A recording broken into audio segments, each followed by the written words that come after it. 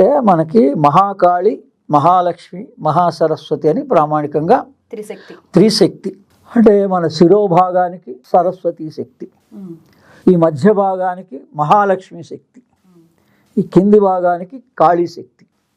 దేహంలోనే ఉంది ఆ శక్తి అంతా. అంటే దేహ అవసరాల కోసం, ఆయా గ్లాండ్స్లో ఉండేటువంటి రుగ్మతల్ని నివారించడం కోసం కాలానుగుణ్యంగా కూడా ఈ 6 ఋతువుల్లోనూ 2 ఋతువులకి మనం 3 కాలాలుగా మనం వేసవికాలం, చలికాలం, వర్షాకాలం అని ఏదైతే భావిస్తున్నామో 5 సార్లుగా ఈ అమ్మవారిని నవరాత్రులుగా కొలుస్తారు. దేవతాశక్తే యంత్రశక్తి. దేవతని ఫోటోగా కూడా మనం పెట్టుకొని పూజించవచ్చు, విగ్రహంగా కూడా పెట్టుకొని పూజించవచ్చు. ఇంట్లో అయితే ఈ బొటన వేలంత విగ్రహమే ఉంచుకోవాలి, అంతకన్నా పెద్దది అవసరం లేదు.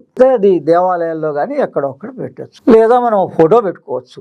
దానికి పెద్ద నియమాలు ఏమి ఉండవు. అందుకని దానికి యంత్రంగా కూడా పెట్టుకోవచ్చు. ఇప్పుడు ఆ యంత్రమైన అమ్మవారి యొక్క స్వరూపం శక్తి. దాన్ని మనం మామూలుగా చిన్నదైతే పాకెట్లో కూడా పెట్టుకొని, లేకపోతే పర్సులో కూడా పెట్టుకోవచ్చు. మన రక్షణకు అది యంత్రం అని అంటే నాలెడ్జ్. అది ఉంటే మనం దాని గురించి ఎంత తెలుసుకోవాలన్న భక్తి, ఇంట్రెస్ట్ పెరుగుతూ ఉంటుందన్నమాట. అదే ఈ రకంగా అమ్మవారి యొక్క నవరాత్రులు ఆచరించుకుంటున్నప్పుడు ధ్యాన ప్రకారంగా ఆచరించవచ్చు, పూజగా ఆచరించవచ్చు. వాళ్ళకి ఏ విధంగా ఆచరించాలనిపిస్తే ఆచరించవచ్చు. భావన ముఖ్యం. అదే దీన్ని మంత్రం మాత్రం మరి అందరికీ కామన్గానే ఉంటుంది. ఈ మంత్రాన్ని కూడా పూజలో అయితే ఒక 108 సార్లు మనము ఓ పద్ధతిగా స్నానం చేసిన తర్వాత జపమాలతో చేస్తారు. అదే మానసికంగా మంత్రాన్ని చేసేటప్పుడు ఏ నియమాలు లేవు, అవసరం లేదు. 24 గంటల్లో కూడా మానసికంగా మంత్ర సాధన చేసుకోవచ్చు.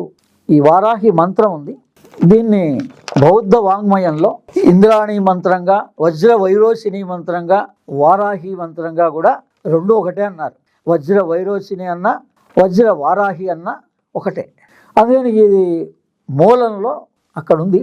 దాని తర్వాత సప్తమాతృకలుగా మన గ్రంథాల్లో కూడా ఈ దేవతా స్వరూపాలనే వాళ్ళు విభాగంగా ఒక్కొక్క దేవతగా ఆచరించడం మొదలుపెట్టారు. అంటే ఇంద్రాణి దేవతగా, అంటే నవరాత్రుల్లో మనం దేవీ నవరాత్రుల్లో ఎలాగైతే ఒక్కొక్క రోజు అమ్మవారికి ఒక్కొక్క అలంకారం చేస్తామో ఆ రకంగా ఈ సప్తమాతృకలకు కూడా ఆయా మంత్రాలు ఉన్నాయి, ఆయా విధి విధానాలు ఉన్నాయి. అందులో ఈ వారాహి అనేటువంటి దేవతని ఈ ఆషాఢ మాసంలో ఆషాఢ నవరాత్రులుగా కొలుస్తారు. ఇంద్రాణి మాత శుభగా సుపత్ని వజ్ర వైరోచని వారాహి నవరోహి స్వాహ.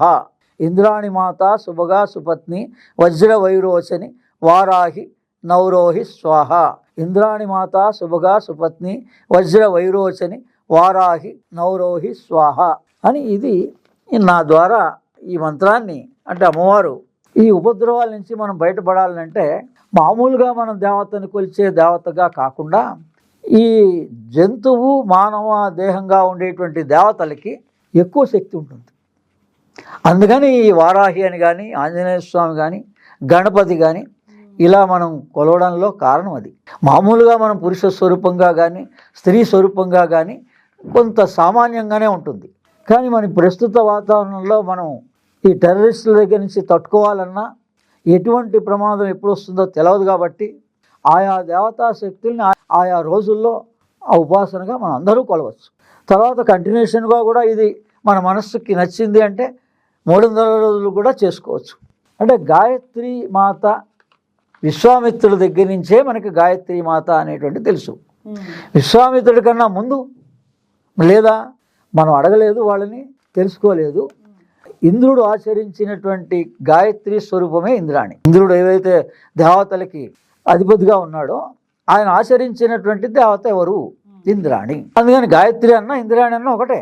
అందుకని వాళ్ళు ఇక్కడ ఈ బౌద్ధ వాంగ్మయంలో ఈ ఇంద్రాణి మాత శుభగా సుపత్ని వజ్ర వైరోచని వారాహి నవరోహి స్వాహ అనేది చాలా ఈ రకమైన తాంత్రిక మంత్రం కూడా, అంటే త్వరగా ప్రయోజనాల్ని పొందిస్తుంది అని. తాంత్రిక మంత్రము అంటే ర్యాకెట్ టెక్నాలజీ లాంటిది అని అర్థం. మన ప్రస్తుతం మరి చాలా ఫాస్ట్గా కావాలని కోరుతున్నాం, కానీ మరి ఈ ఆధ్యాత్మికంలో కూడా మనం అటువంటి వాటిని అనుకరించాలి. అందరూ చేసుకోవచ్చు.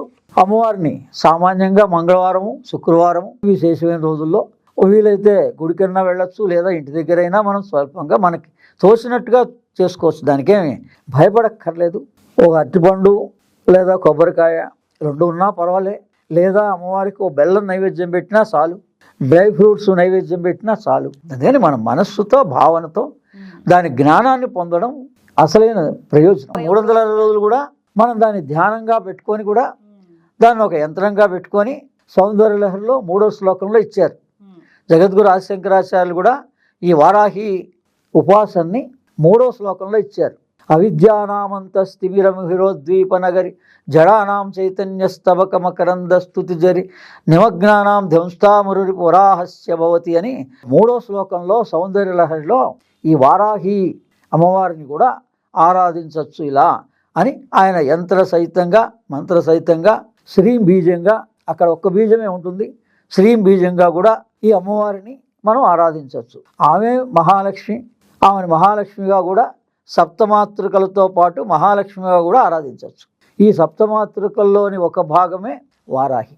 ఇంకోటి గురుగారు, ఇప్పుడు యంత్రాలు పెట్టుకోవచ్చు విగ్రహంతో సమానమే అంటున్నారు కదా, యంత్రాలు అందరూ పెట్టుకోవచ్చా? అందరూ పెట్టుకోవచ్చు, అందరూ వాడచ్చు. యంత్రం అంటే దాని జ్ఞానం, అంటే అమ్మవారి స్వరూపం ఎలాగో యంత్రం కూడా పేపర్గా కూడా తయారు చేసాం కదా, ఈ రకంగా ఇంట్లో పెట్టుకోవచ్చు, పర్సులో పెట్టుకోవచ్చు, మనకి రక్షణగా ఉంటుంది. అమ్మవారు స్వయంగా విడిగా ఈ యంత్రాన్ని మొదటి శ్లోకానికి, 3వ శ్లోకానికి, 33వ శ్లోకానికి కూడా నా ద్వారా ఇప్పటికే చాలామందికి అందించడం జరిగింది. అంటే ఇది రాగి యంత్రం అయితే గురుముఖత తీసుకొని దాన్ని పూజా మందిరంలో పెట్టుకొని ప్రతి మంగళవారం, ప్రతి శుక్రవారం ఏదైనా లేదా వారానికి ఒక రోజైనా మనం ఆచరించవచ్చు. రోజు కూడా ఇంట్లో వాళ్ళు ఆడవాళ్ళు ఉన్నట్టయితే వాళ్ళు దానికి కొంత కుంకుమ వేసి దాన్నే బొట్టుగా కూడా పెట్టుకోవచ్చు. విగ్రహారాధనతో సమానం. బాగుంది గురుగారు. మరి ఇప్పుడు మనం మీరు రాసిన పుస్తకాల గురించి మాట్లాడుకుందాం. మీరు 33 పుస్తకాలు రాశారు ఇప్పుడు దాకా. ఇప్పుడు రేపు 30వ తారీఖు